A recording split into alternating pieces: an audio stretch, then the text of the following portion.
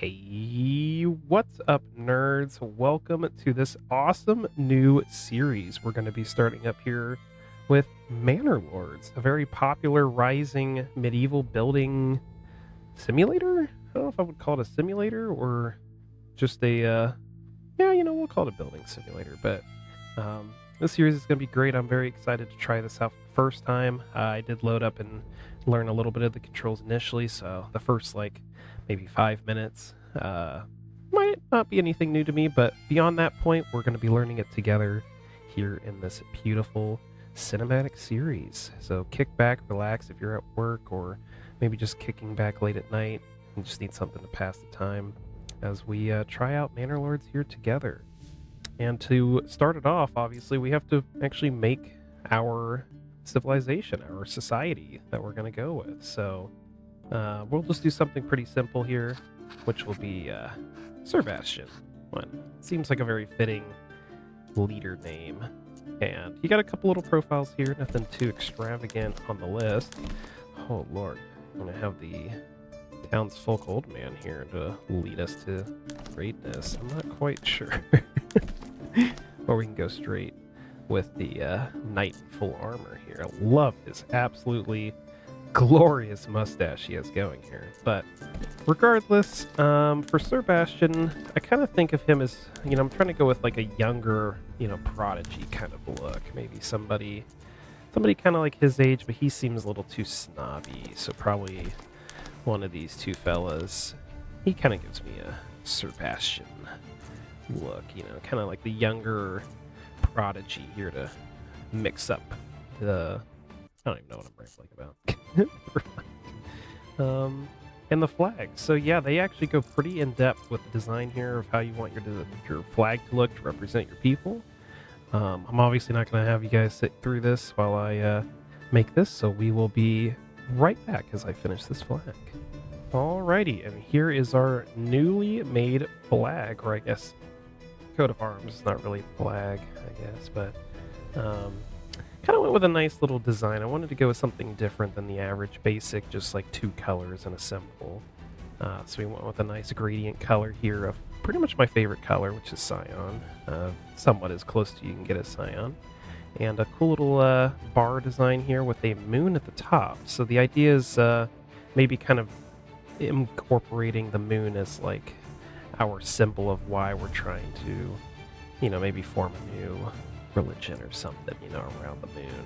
Maybe like we're a night people or something. But I just like the design of it. It looks really, really nice. And I think that's probably what we're going to go with. They have a lot of options here, like I said, for those that want to go in depth. You can seriously make a new flag for every playthrough, and you can do all kinds of tilting and designing, as you can see there, to make everything look exactly how you want it. So, oh my gosh, I can have like a whole dance party going in there. But regardless, I think we are ready to actually start our adventure here with Sir Bastion. Oh, just kidding. Forgot about the game setup. We're not going to do anything too crazy. They do have 3 different templates here that you can choose from. You have Rise to Prosperity, which is kind of like the building sandbox style, where there's no real threat. It's just you building, just surviving with your people. Restoring the Peace is kind of the more average gameplay, where you own one side of the map, and then there is another, what they call a baron, on the other side of the map that's trying to expand his territory, and various bandit camps between that are going to stir up a muckus. So you kind of have to manage your people, manage the bandits potentially, and then obviously handle the baron at the end of the game who is trying to expand. And obviously on the edge being probably the more combat heavy, very like rushy, more for the experienced players to try to hit the large town settlement is what they call it, but pretty much beat the game as quick as possible while surviving constant attacks. So we'll obviously keep restoring the peace. We don't want to go anything too crazy. Same thing with all of these settings. We'll probably just keep everything the same, as authentic as we can with presets that it has, but you can go pretty in-depth with it. I think when I practiced, with the initial settings, I went with the basic stuff, and then I also tweaked some of these settings, kind of like the raiders and stuff, just to see if anything affected it, and it does. So, shocking. I know, changing settings actually works. But other than that, I think we're pretty much ready to go. Here's all the maps you could choose from. You have High Peaks, Germanic Valley, and the Winding River, which I am loving the river look. I'm a huge water person. This does look very photogenic, though, with the high peaks. And then the valley seems like a very generic, I don't want to say generic, but a very, I guess, average foresty area. So I'm kind of loving the winding rivers look. We could potentially kind of build our city along big rivers. So I think that's probably what we're going to go with. And I think we are now officially ready for some Manor Lords action. And quite excited for this too. This has been getting a lot of hype recently because they just did a big update where they changed a lot of AI. Oh, okay. Didn't want to interrupt anything going on there, but they had a big update recently that did a lot of big changes to the game and a lot of hype to upcoming updates that they announced and such. So it's getting a lot of traction now, and I was like, I'm a huge sucker for building games, and I had to jump on it. So here we are with Manor Lords. We do have a new message here that we'll quickly just read. It's pretty much just saying how to win the game, which is to build up your town, your manor, and when ready, press against your opponents. Very obvious there. You got your tutorials. We'll keep these up just because we're not obviously pros at the game either. We're still learning, so you guys can read them with me. But families need supplies and living space to supply to survive.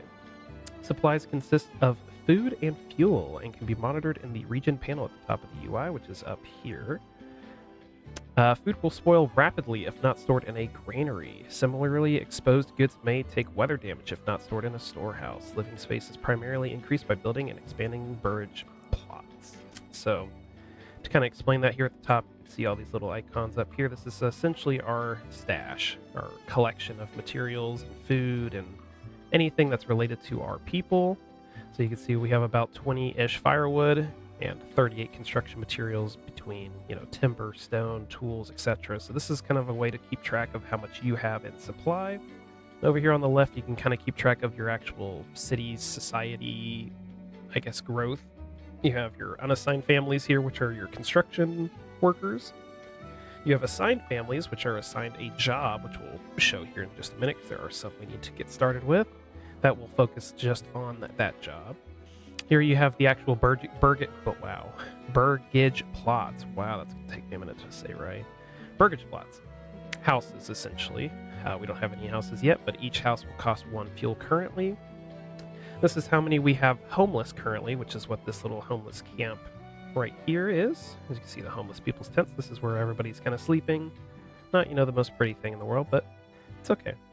Here's how big our population is. We only have level 1 families because we just started, but as we level up our houses and people become more, I don't want to say more intelligent, but essentially the more we progress, the more they level up. So that's kind of what that entails. You have your approval rating, your obvious public order rating, how much we have in regional wealth, which is kind of with trading and engaging with other markets. You have livestock. We don't have anything other than our 1 oxen, which is hanging out over here. With our friendly neighborhood Bartholomew, or Bartholmes? Man, I wish you were Bartholomew. That would have been so much better. Oh, never mind. That's the ox's name. Oh, I'm sorry. Bartholmes is the ox. Hans is the guy sitting next to it. Okay, Hans is gonna take care of him. But honestly, we'll call the ox Bartholomew. It's just so much better. And last but not least, you have the month remaining before supplies run out. This is obviously something very, very important. You can not let this run out. So, for example, if we run out of food, we'll start losing people. If we run out of fuel, nothing's going to be able to function. So we have a lot of essential to keep that number high. So right now we have 3 months of food left, and we have no fuel because we have nothing that requires fuel. And that's pretty much it. We are good to start rocking and rolling. I don't want to sit here and run a big 15-minute tutorial on how to run the game. We'll just learn it as we play.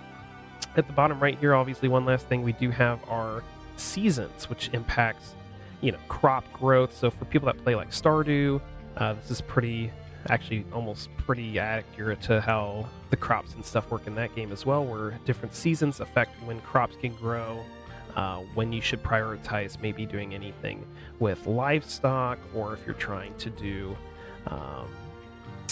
certain crops obviously would grow better if they're more rain. So for example, with spring, it has more frequent raining versus summer, where you have a lot more drought seasons that may affect the crops. So you can kind of produce and change the way you want to build your society as the months go on, which is really nice.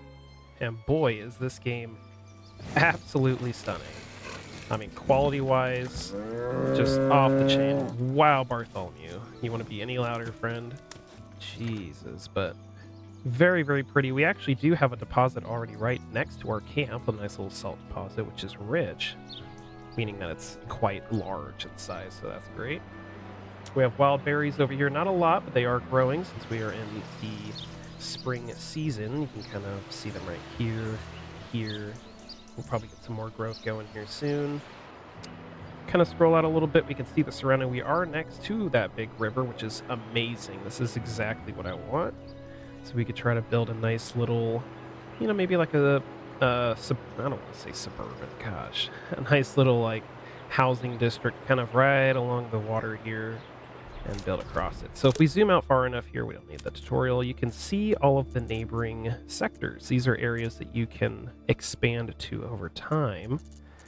Once we've obviously claimed, well, we've claimed it currently, but once we've grown past our region here, we can expand to other neighboring regions.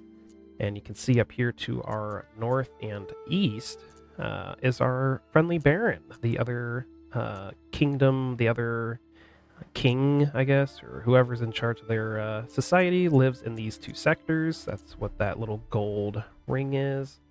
So we're obviously going to have to work with him a little bit since he is our neighbor. The river does help kind of keep us separated. We do have a little bridge, it looks like, down here in the south, and obviously the road up here to the north that we will have to kind of secure, but otherwise we're really solidified here on the east side with this massive river. So great stuff there. You can obviously see all the deposits each region has. We do have a stone deposit and wild animals and clay to the far south here in this big open field, so we may have like maybe another little secondary town or a camp down here, actually right next to that bridge. So that might actually work out very well to have something to handle the south, and then we're obviously up here to handle the north. So I'm not even going to try to say what region we're in. If you would like to attempt, please teach me how, because that is not happening. But we also have all these neighboring regions over here. You can see all the different stuff with fish and, you know, iron and so on and so forth. So we'll have to expand to gather other resources, or we can trade obviously with our neighbor or outside of the map, which is these little trade points here that we obviously don't have access to. We could trade through his network, but once he gets mad at us, we will lose all that. So we're probably going to have to expand west to get any trade points accessible. We're kind of in a pretty rough spot, not going to lie, to start out, because we have no trade points, and we are pretty much bordered with two of his regions, and yeah, it's going to be quite interesting. So alright, so back here at our camp, we're going to go ahead and assign a family here to our hitching post, which will assign one person to take charge of our ox that's hanging out here. Good old he's not happy, but Bartholomew will be okay. We have our supplies laid out here because we don't have any storehouse, so they're just going to kind of hang out here for right now. And we obviously need to get started with trees. We need lumber to get anything built, or to even make firewood, or to do anything for that matter, which will be right here. We'll kind of find a nice little area we want to clear out. We obviously do want to build in the area next to the river, so I think a good start would probably be way back here, kind of near the tree line. Might actually angle it just a tiny bit, so it's kind of against the tree line. Put it up right there. And so now our four families will start working on that. If we zoom down here, you can see them slowly trotting their way down there. And away they go. They don't look too thrilled to be. Yep, it is a fresh start. Enjoy the building, guys. Timber transporter. Oxen require either an unassigned family to guide them, or a family assigned to the hitching post, which we already do. So that's why you have good old Lawrence here, taking our ox, who will help carry some of the timber. As you can see there, he's got one big log coming with him. Makes it easier for them to travel, which is nice, to get our lodge going. So we have another few buildings here. This is obviously the construction tab. We're not going to go super crazy in depth currently with all the options here, there is a lot you can build. But honestly, the main stuff is mining and gathering alongside residential are the three main ones we're going to be messing with here initially. But we'll see if we'll tackle in some other stuff too. We're starting with the lodging camp here, which is obviously to collect timber. We will need a woodcutter's lodge here soon for firewood to keep our houses warm and just anything else that uses firewood. Fire pit, saw pit, if we want to turn that timber into planks, which will help with constructing other more complex stuff. And a forester's hut will help obviously rebuild some of our forest over time, because we're obviously going to be very much deforesting. Deforesting. That's the word. The area. Amongst other things, but...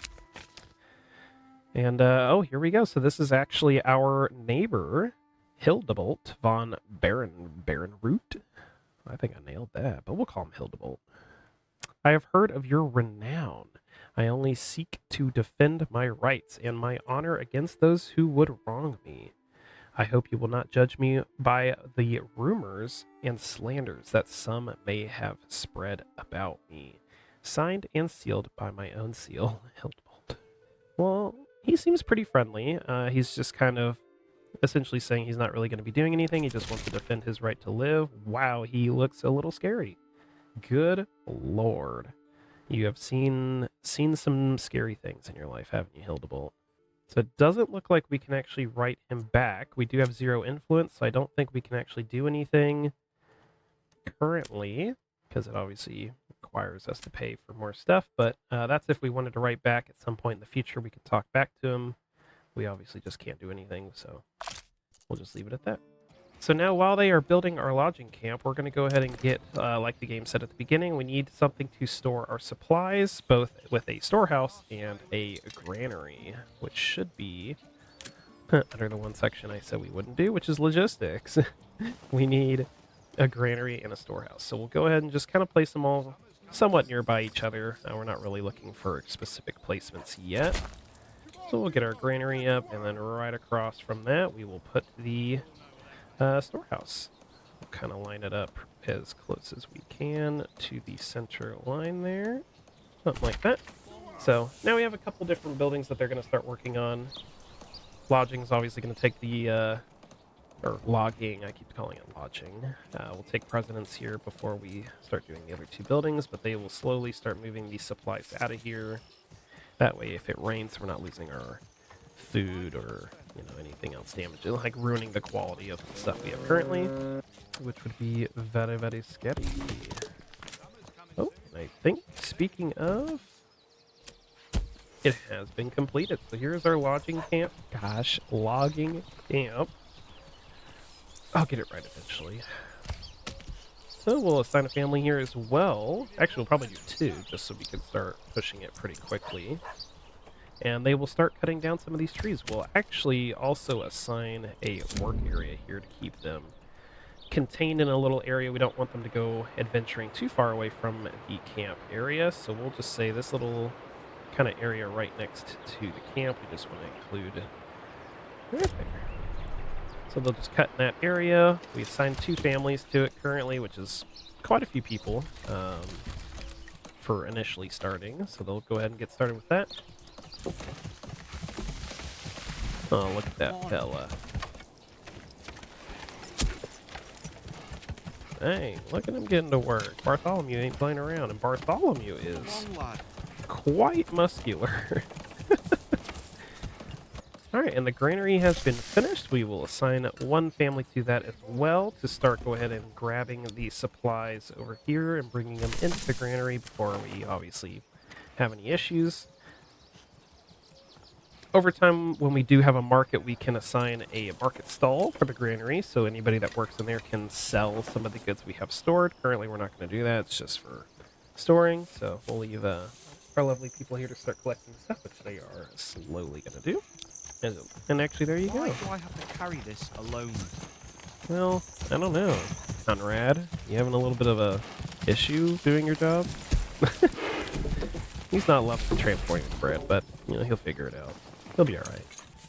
So another cool little feature is obviously building roads. As you can see here, you can make some really nice curved custom dirt roads, I guess, if you want to call them, or whatever. Roads, regardless. um, to help with transporting, because obviously transporting off, off the beaten path is going to be a lot slower. We don't have a lot of road access. The only one we have is way down here, kind of between the trees. Um, so we might do a nice little, I guess you could do a custom little road design around the trees here. I like this little encompass we have with the trees. We might clear out all the trees against the river here and build our entire town and use this tree line as like kind of a canvas. So we can have like our main entrance to the town kind of be between these trees, maybe even have a secondary one that kind of goes this way. Maybe we could do something here as well.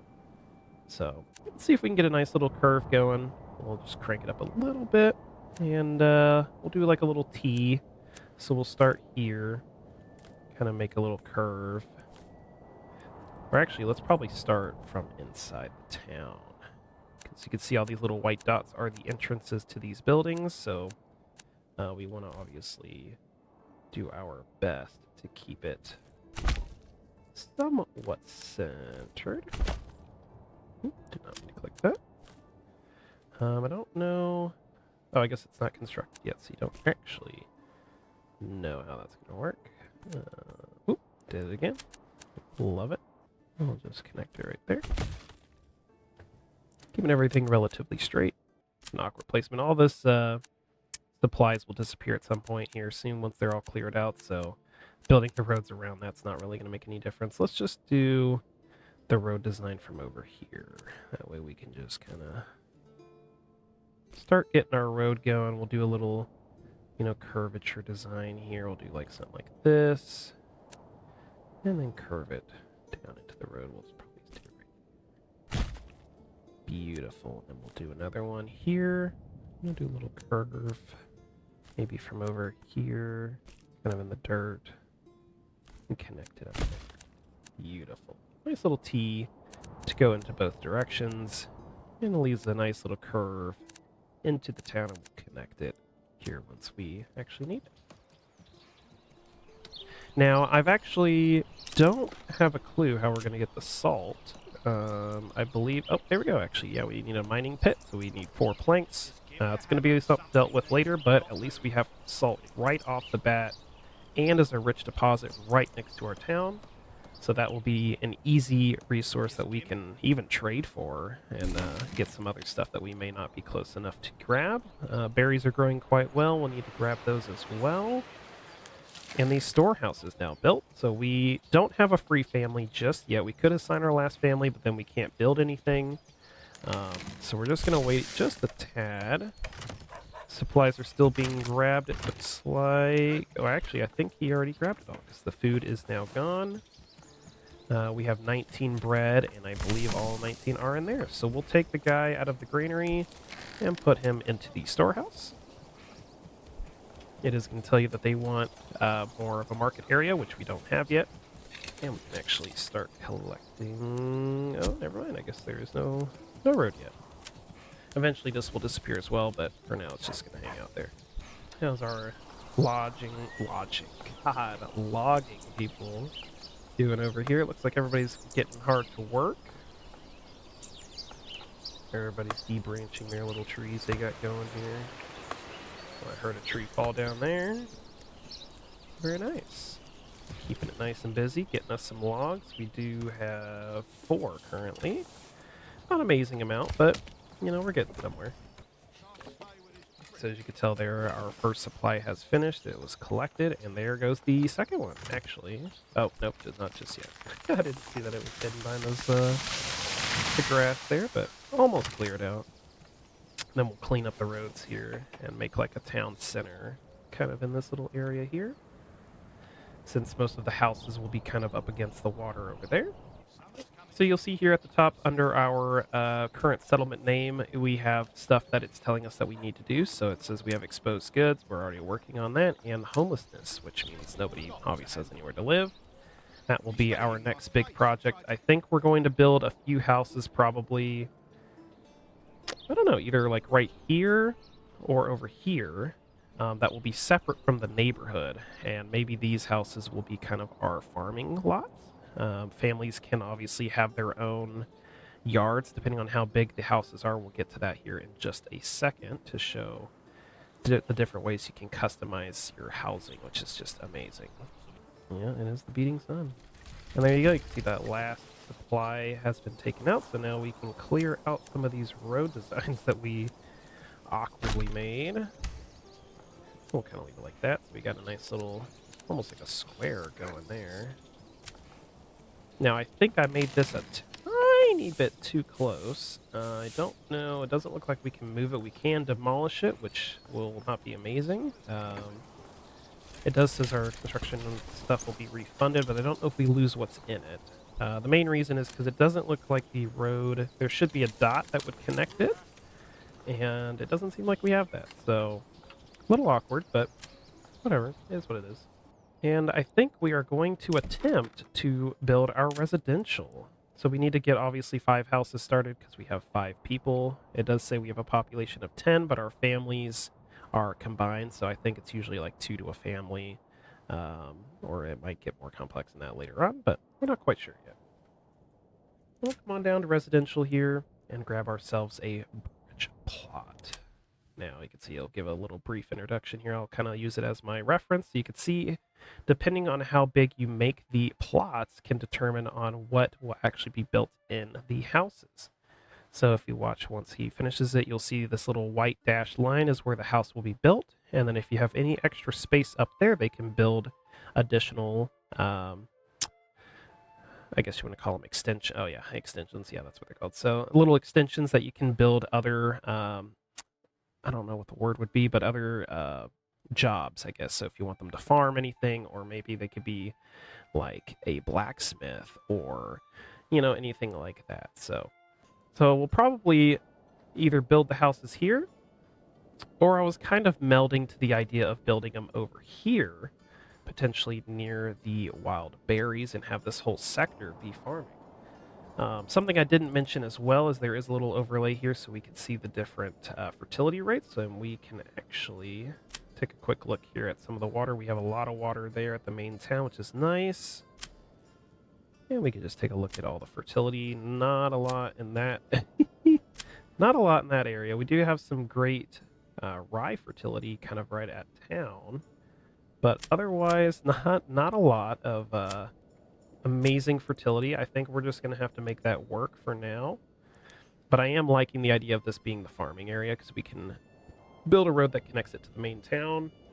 It might be a little bit long initially. I think that's a little bit inefficient for size-wise, but just because we can get those big plots started early on, I think it'll be worth it. So we'll start it right here. I think this is a great little view spot that we can kind of work with. It is right up on a hill, and what a view right there. Take a moment to just oh man, like you can never tell me that view is not beautiful. Wow, this game's visuals are just breathtaking. So let's go ahead and try to get some burgage plots going here. We'll get it right up on the edge here. Nothing too close. We want to make sure we give them a little bit of space. And we'll bring it down a little bit here as well. So you can see that is a lot of plots, which we don't want that many. Go ahead and cut them down a little bit. There we go. And we'll flip them around. So you can see size-wise, obviously this would be a little bit ineffective because of how much extra construction land they have up here. Obviously the less you make, the bigger the land's going to be, or you can do more houses like that. We'll actually do more just so we can have just obviously more up front.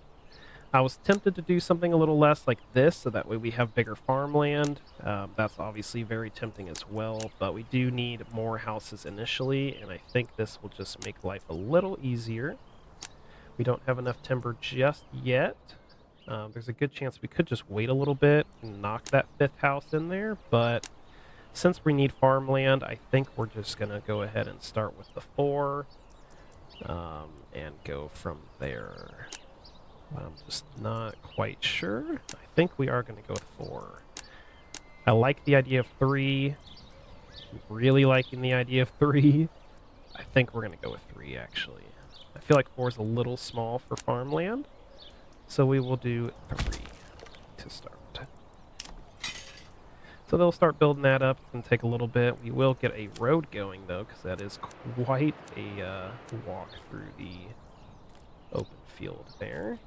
And just connect all these roads together. Just like so. That way, kind of like a nice little town center. And then we will branch off here and build a nice little curved road through the trees here. A little curvature going. Something like that. Keep it nice and curved. And we'll actually, I need to probably do that here. Bring it up a little bit by the trees. A little bit farther. Oh, a little too far. And then that way we can connect the road nice and smoothly. And we'll just go all the way to the end. Right there. Beautiful. So just like that, we have a nice little road that'll connect to the town. We'll make it bigger, obviously, over time. And it curves through the trees to connect back to the town. So, very cool. We should have some people actually cheating through the trees, but they should use the road here eventually, and then it'll give them a little bit more of a speedy, expedited trip. And last but not least, I think we are going to try to collect some of these wild berries that are sitting here. They are maxed out and they're seasonal, so we don't want to wait forever. We can take advantage of the growth rate here, so we'll go to gathering, and we'll have a forager hut. And we can just build it right off the road here. Actually would be perfect. It's right next to the bushes, not going to affect anything, and it kind of helps, you know, connect the road between these two towns. We'll have to kind of think of a name between this little farming area and the main town. But we are going to go ahead and prioritize this just a tad bit more than the houses, just so that way we can get these wild berries going, and we will be all set there. Looks like everything has been collected to the storehouse, so we can actually take him out. And we'll have that extra construction family to help expedite our builds. Looks like it looks like this fella's enjoying the view. Yeah, that is true.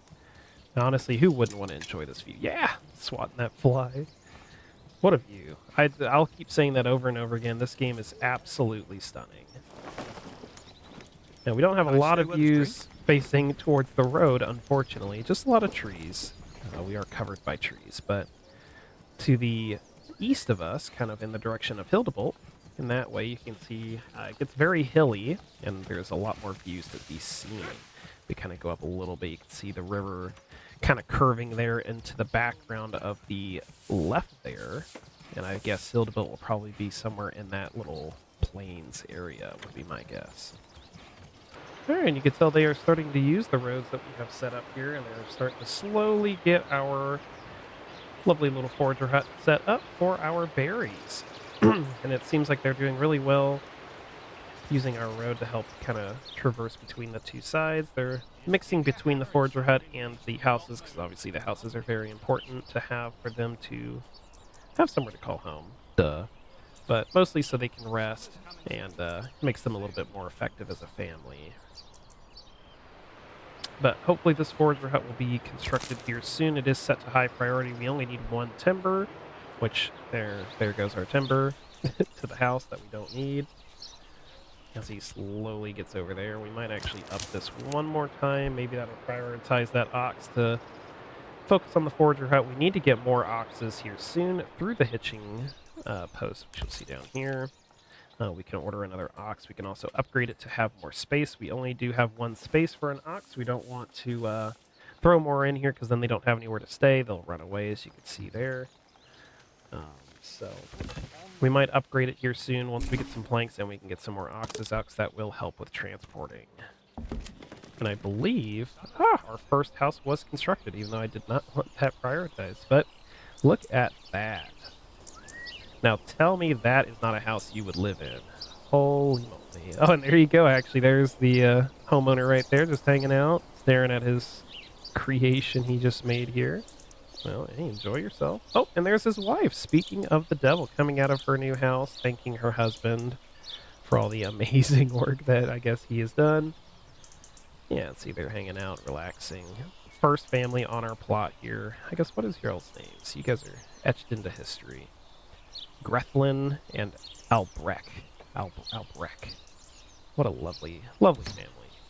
Beautiful, beautiful house, beautiful views, like stunning. So we'll work obviously here on this extension later, which will be over here, the backyard extension. We'll worry about that later in the next episode, where we'll try to get some of the farmland built up. But I do want to see this forager hut built before we end the episode. He's getting very close to finishing it. We just got the timber. They just need to construct it now. And obviously now rain is here, so thank goodness we have our granary and storehouse. That supplies that we had laid out here would have been very much ruined. And you can see some of our family, unfortunately, has to be in our little, in our poor little homeless encampment here. We don't have enough houses for everybody just yet, but well, they're making do. They're having a little council meeting. Maybe these are the leaders of our glorious town. Oh, okay. I thought she had a mad meeting. She grabbed her hammer out of her side there and was like, "All right, we're done." No, they're all getting to work. Council adjourned. Off into the distance they go to, I assume, finish the forager hut, which we will very much need before ending the episode. I am really loving this initial design we got going here. Obviously, I don't really want the hitching post to be the center of town, but I love this little like square center we have going here. So once we expand on this, I feel like this is going to look beautiful. And then have a nice like, we'll have like an urban area here with houses and such, but I do want to have houses against the water as well down here by the lodging camp, which, holy moly, have they been getting to work. They have a lot of logs to collect, but they have been mowing down these trees. Great work by those guys. And our forager hut, our little construction team, has finally arrived to start finishing that up, which should be very shortly. Let's straighten this up. And I think we'll pretty much call it right after that forager hut is built up to perfection. These other houses will get constructed in the next episode as well, as we continue to build our town here. But as they continue to build that, we are going to take a second here to look at our settlement information here. So this is the last little bit that we didn't go over initially, which is your development points. So you can use different things throughout the settlement screens here to help improve our settlement. So the first section here, development, will obviously be different skill points or development points in their their wording, to upgrade and give us little boosts in different aspects of our town. So, for example, up here on the northern section, up here you can kind of see the little drawing. It's more towards our livestock. So, for example, we could go with like an upgrade towards our plows and get a heavy plow, which will help significantly plow large fields, or even sheep breeding to help with multiplying sheep growth. Things like that. Here on the right, we have what looks to be kind of like our granary style stuff, or in other words, trade stuff. So you can see like the cost of trading is halved, or you can go up here with foreign goods, being able to transport income or gain income, from different stuff like bread. Down here at the bottom, we have what looks to be the blacksmith section, which it very much is. So we can have like an upgrade to get a charcoal kiln. English is leaving me now. Well, we'll need a firewood and some charcoal to get that going, and armor making, which will be a huge thing for us when we start having to deal with Hildebolt, so we definitely will need to go down that route at some point. And last but not least, over here on the left, we have, oh my, what a lovely drawing. But it seems to be something with logging, and it mostly is for the most part, but we have stuff like advanced pond keeping, trapping, forest management for berries, and so on and so forth. So kind of like our nature side. Next screen here, we have policies. I actually don't know about policies too much. It looks like a lot of it's actually still being worked on, but there is 2 policies up here that we can work on in the future, which is strict fasting to help with food consumption if we really need to, and hunting grounds to help with rich deposits being twice as effective. So Pretty cool. Nothing under production yet, and trade, I have absolutely no clue. I think this is just a way to keep track of our imports and exports, but we have not got there yet. And up here, we are so not calling ourselves whatever that is. We will call ourselves a beautiful name that I've used previously, which is Navarian. Or actually, that would be more the term of what we are, would be called Nivaria. There we go. Very pretty name. I think that's what we'll call our civilization, is Navaria. And sure enough, the forager's hut has been completed. See their last little hammering in of nails, and they will start heading on out. What a beautiful little hut, actually. It's not that big. But we will go ahead and snag one family before we depart that will continue to collect the berries here over time. And we'll set a little work area just so they don't decide to go across the map for berries. They will work on that. As you can see, they'll start gathering them over time, which you'll see here. Another little food source, because obviously bread will die off at some point here soon. We do have 13 bread. We had 19, or I'm assuming 20 when we started, so we're already almost halfway out of our stock. So berries will be a huge boost in that world. We may actually cut off one of our families from the logging camp and upgrade to the granary, because the berries that are being collected in the forager's hut won't actually be used by our society.